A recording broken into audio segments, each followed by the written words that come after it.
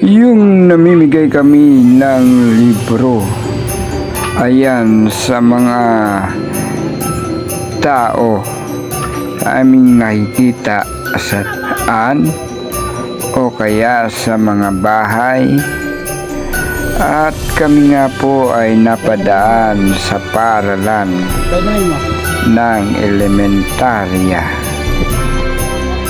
Parang may naririnig kaming musika.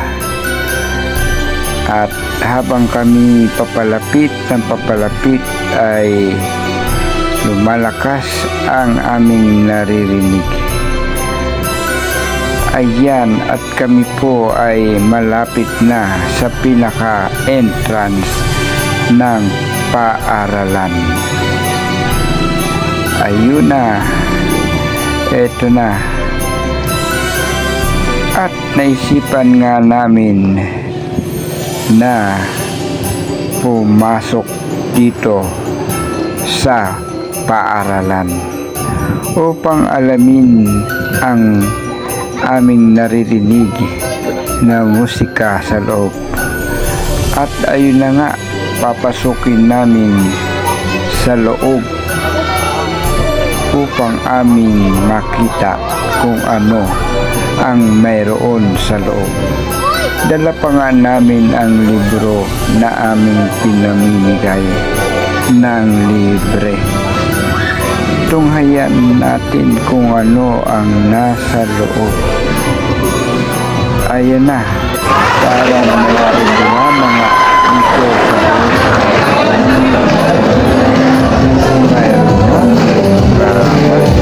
Maraming tao at may ganap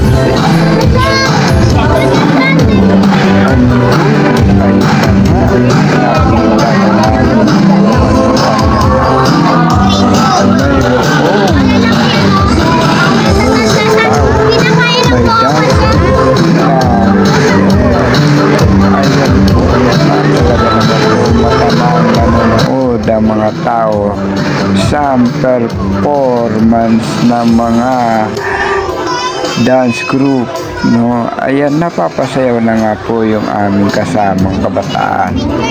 Humahataw ang mga nanay sa sayaw.